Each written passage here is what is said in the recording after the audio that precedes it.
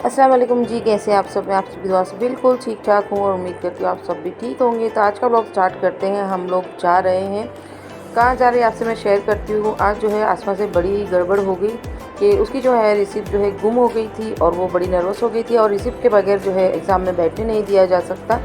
तो फिर मैं जो इसके साथ कॉलेज गई थी ताकि मैं उनसे सिफारिश कर सकूँ और उनसे रिक्वेस्ट कर सकूँ कि आप जो है इसे रिसिप्ट की जो है डुप्लीकेट बना कर दें और सिक्का लगा के दें ताकि ये एग्ज़ाम में बैठ सके। तो जी अल्हम्दुलिल्लाह हमें रिसिप्ट मिल चुकी थी और डुप्लीकेट ही सही पर मिल गई थी। और अल्लाह ताला का बड़ा एहसान था कि हमारा इतना बड़ा काम जो है बिल्कुल आसानी से हो गया। पर उससे भी अच्छा काम ये हो गया तो कि जब आसमा ऊपर एग्ज़ाम के हॉल में गई थी तो उसके आगे वाली लड़की जो बैठती है उसने रिसिप्ट उठा ली थी और उसने फिर आसमा से कहा कि आपकी जो है आप भूल गए थे। और थी सैटरडे की एग्ज़ाम, संडे आ गया था बीच में और मंडे था एग्ज़ाम का दिन। तो हमें बिल्कुल भी उम्मीद नहीं थी कि इसकी रिसिप्ट जो ओरिजिनल है वो मिल जाएगी, पर अल्हम्दुलिल्लाह मिल गई थी। और यहाँ से जो मेरे घर से है इसका जो कॉलेज का फ़ासला है वो 14 किलोमीटर का है। तो फिर मैं वापस कैसे आती, तो मैं अपने भाई के घर गई थी और उनके घर पर जो है मैंने कहा कि लाइए आज आपको कुछ बना कर देती हूँ।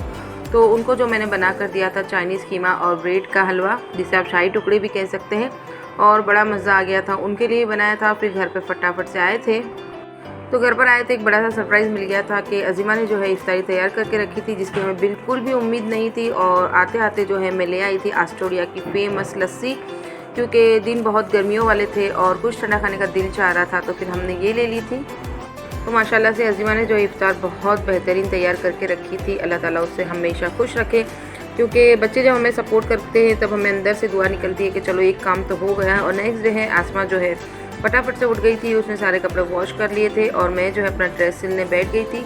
और इंशाल्लाह मैं आपको जुमे के दिन जो है इसे पहन कर बताऊँगी। और ये कलर मेरा फेवरेट है और इस पर जो है मैंने इस तरह सा नेक डिज़ाइन बनाया था, बहुत ही खूबसूरत लग रहा था। और फिर मैंने सोचा कि चलो कपड़े धुल कर आ गए तो थोड़ा इसे सुखा लिया जाए। और आज छत पर जाने की बिल्कुल भी हिम्मत नहीं थी, तो फिर नीचे ही हमने एक जो है रस्सी बांध ली थी और उसी पर मैंने कपड़े सुखा लिए थे। आसमा है जो अंदर किचन में काम कर रही है। तो जी हेल्पर के आने में थोड़ा सा वक्त था। तो ऐसे ही होता है कि सुबह में हम सारे काम जो है समेट लेते हैं ताकि फिर दोपहर के बाद जो हमें आसानी हो जाए। और रोल जो वगैरह बच गए थे उसे हम फ्रीज़ कर देंगे, क्योंकि बड़े मज़े के रोल बने थे। तो ज़ाया करना बिल्कुल बेहतर नहीं है। और हमने उसे शैलो फ्राई कर लिए थे और फिर नेक्स्ट टाइम जो हम उसे करेंगे तो डीप फ्राई करेंगे।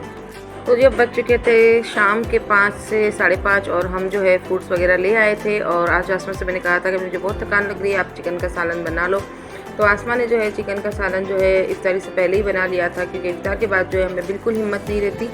तो चिकन का सालन की रेसिपी मैं पहले भी आपके साथ शेयर कर चुकी हूँ। और आज मैंने निकाल लिए थे ये रोल्स जो हमने बनाए थे, और निकाल लिए थे शामी कबाब, फ्रेंच फ्राइज़, जो ये सब चीज़ें हैं जो इसी वक्त काम आ गई थी। और माशाल्लाह जो बहुत दिन के बाद निकाली तो बड़े मज़े की लग रही थी और आज जो है बिल्कुल आसानी हो गई थी।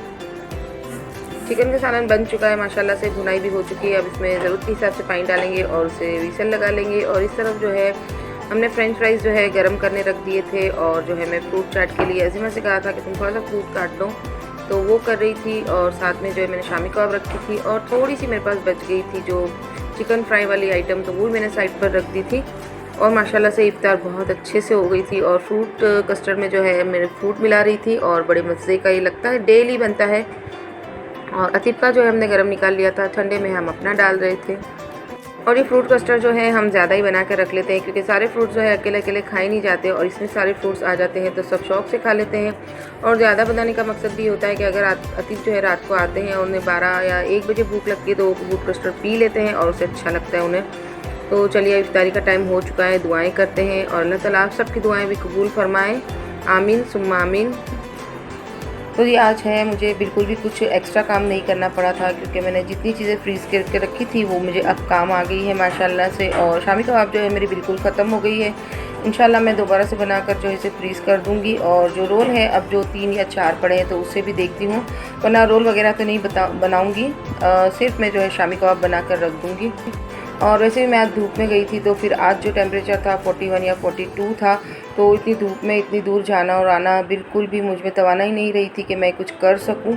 और अल्लाह का करम था कि इतनी हिम्मत थी कि बैठकर जो है मैं रोज़ा इफ्तार कर रही थी, वरना मेरे हस्बैंड के जो है अज़ीमा को छोड़ने जाते हैं तो फिर रिटर्न में जो है उन्हें बहुत धूप लगती है, तो उनका सर दर्द जो है शुरू हो जाता है।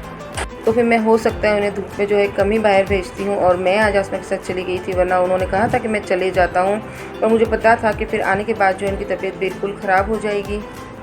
तो थोड़ी सी मुश्किल के बाद अल्लाह ताला ने बहुत आसानी कर दी थी और दिन बहुत अच्छा गुजर गया। इफ्तार भी हो चुकी थी माशाल्लाह से। तो चलिए मिलती हूँ नई वीडियो में चटपटी बातें और कुछ रेसिपी के साथ। तब तक के लिए अल्लाह हाफिज़।